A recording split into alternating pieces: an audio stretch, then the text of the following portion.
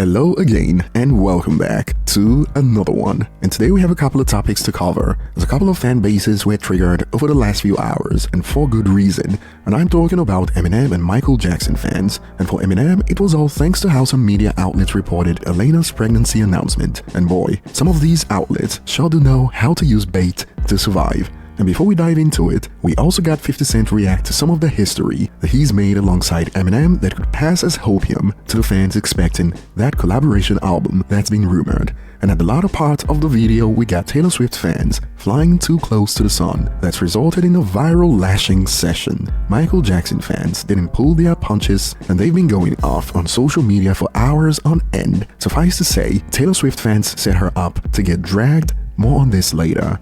And starting with the big announcement from Elena Scott, Eminem's daughter. A few hours ago on IG, the world found out the best of you plus me. For months, I've carried a tiny heartbeat inside me, one that has already changed mine in every possible way. There's something indescribable about knowing there's a little life growing, dreaming, and becoming, all while you go about your day, whispering prayers and hopes only they can hear. I've never felt more grateful for this gift and to grow our family, something we've wanted for so long.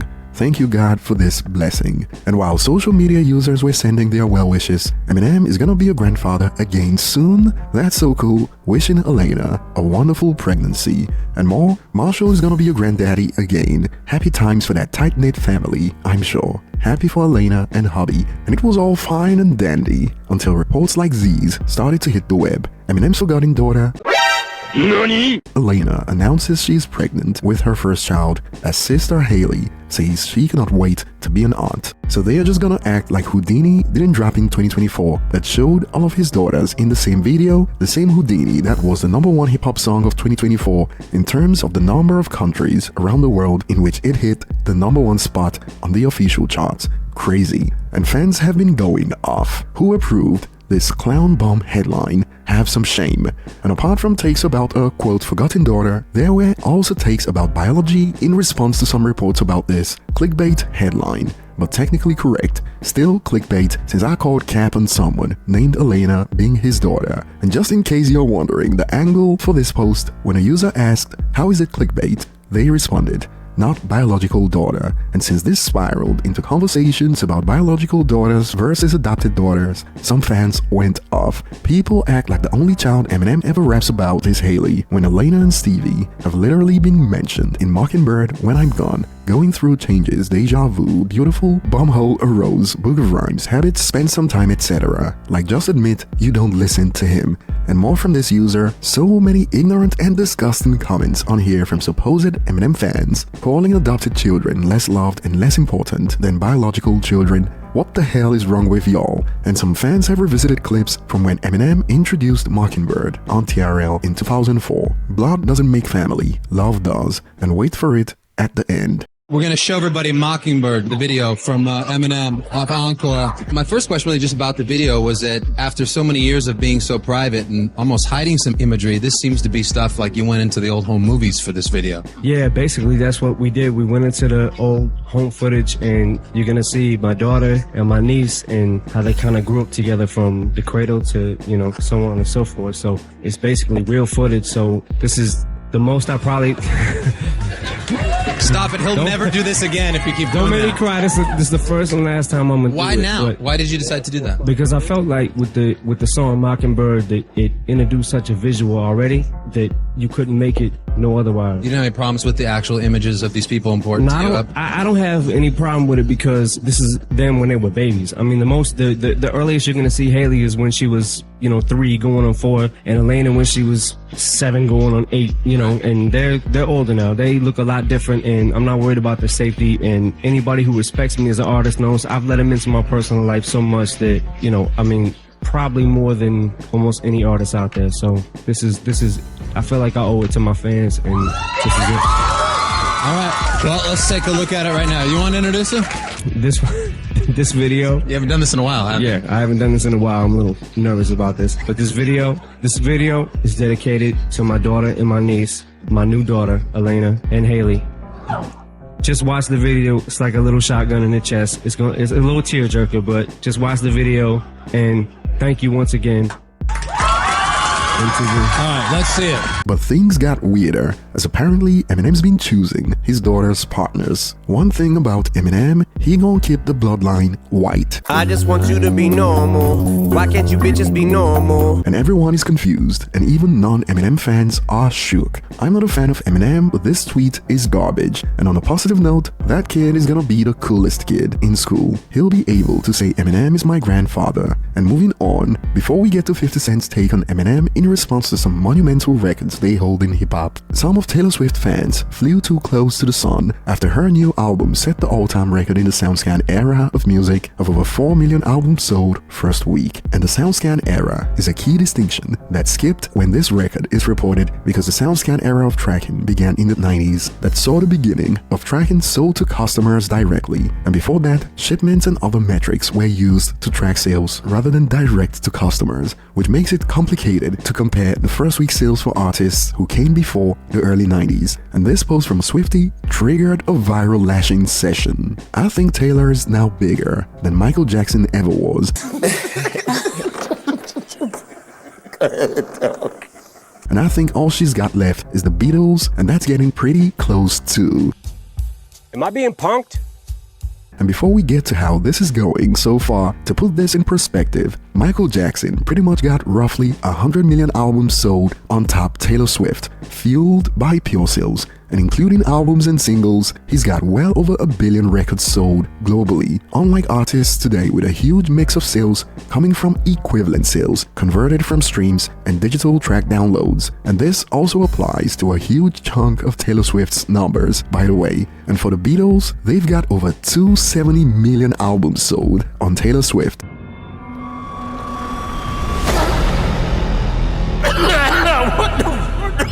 Bear in mind, the gap of 270 million is more than Taylor Swift's career totals, but we got a Swiftie talking about how Taylor Swift already surpassed MJ, who's got nearly 100 million albums on her, all while they conclude that she's pretty close to the Beatles, who got over 270 million albums on her. And now that we've explored the key facts, users on social media didn't pull their punches. People are pulling up Michael Jackson records that you didn't know even existed. The premiere of Michael Jackson's Black or White music video was watched by 500 million people simultaneously, which is more than the whole day streaming of a 16-track Taylor Swift album on Spotify. And mind you, this was before the internet as we know it today. And this is why people have got to leave these legendary artists alone when it's time to discuss the music industry in the modern day. I mean, we've seen the same thing with people comparing Beyonce to Michael Jackson.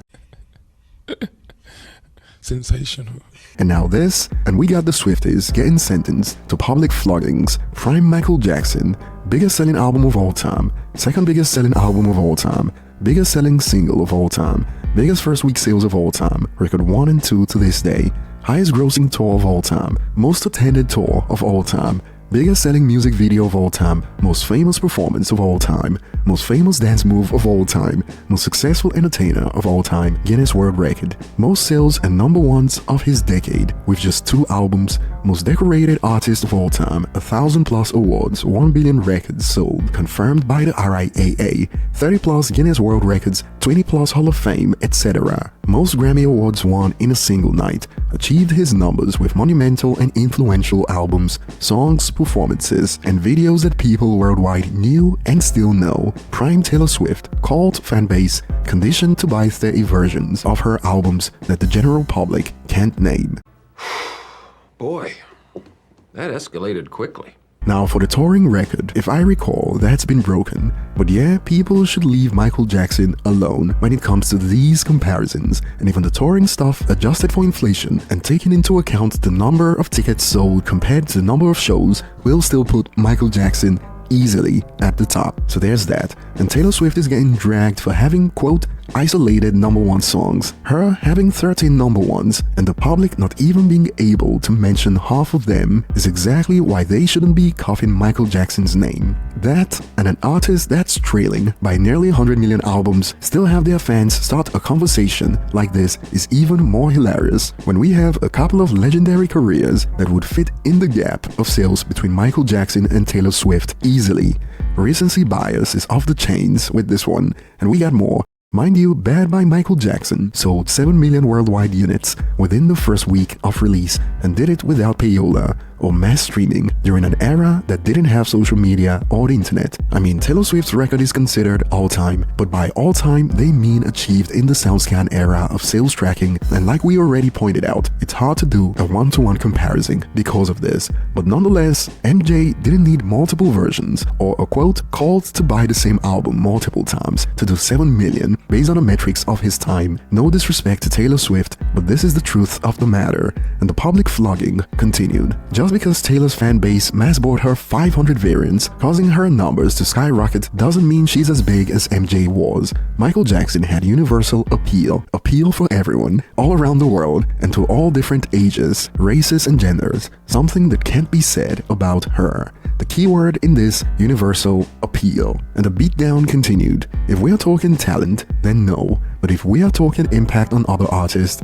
hell no. However, if we are talking about just accomplishments, then you're still wrong as F. And truth be told, there's no single metric of significance in music where Taylor Swift has got the upper hand on Michael Jackson. Well, apart from the fact that he's passed away and we are still alive, and death comes for everyone in the end. And as you can see, sometimes it be your own fans who line you up, but who knows, perhaps this is just top tier engagement bait. And this screenshot went viral on X, laughing my bum off. And as you can see from Billboard, Life of a Showgirl's first week sales were fueled by 34 different versions of the Life of a Showgirl, 27 physical iterations, 18 CDs, 8 vinyl LPs, and 1 cassette, and 7 download variants, not counting clean and explicit editions for wide digital retail. And remember, each of these variants could be purchased 4 times as per Billboard rules and still be counted. Genius from a business point of view, but these tactics did her no favors when it comes to the legitimacy of her first week record, and users refused to let it slide. You know how many variants of Thriller there were upon release in 1982? 2, 1 vinyl, 1 cassette. The CD followed later in 1983, and the lesson to take from this, leave out the likes of the Beatles and Michael Jackson from modern-day conversations about artists' success. And before we end it today, thanks to Taylor Swift's latest first-week record in the SoundScan era of music, this report on first-week sales caught 50's attention, and as you can see, only 2 rappers appear in the top 16 from this photo. And I'm surprised Encore isn't included though, because adjusted for its real-world first 7 days in the United States, if I recall, it did more than the Eminem show. But hey, 50 Cent posted this and added the caption, "When I hear ish like this, I just want to shake my head, facepalm emoji. Who wanna go behind this kinda ish? This is not alright. I'ma call Em and tell him I'm gonna be the only friend he has if he keeps this ish up. What the F?" And we got 50 with the humble brag, since they are the only 2 rappers on the list, and Taylor Swift can't catch a break right now. NSYNC, Eminem, Backstreet Boys 50, and Britney etc. earned it when people had to literally go out and buy a physical copy. In my opinion, that's more impressive and shouldn't be compared to online sales today, especially when artists now release multiple versions, colors, etc. to increase sales. And looking back, variants used to serve a legit purpose back then. CDs count as 1 variant, cassette another one, clean version another one, explicit version another one, and later perhaps a deluxe version repeats the cycle. And now we got variants based on if you have a fan base dedicated enough to purchase the same album as much as 34 times, which is also impressive, but comparing it to 2 variants, come on now. And thankfully some users are asking 50 Cent the most important question right now. At 50 Cent, please give us the Eminem and 50 Cent joint album GOAT and Fire emojis. And just like Taylor Swift before now, we got some users out here trying to set up Eminem and 50. A 50 Cent and M album would sell over 500,000 first week.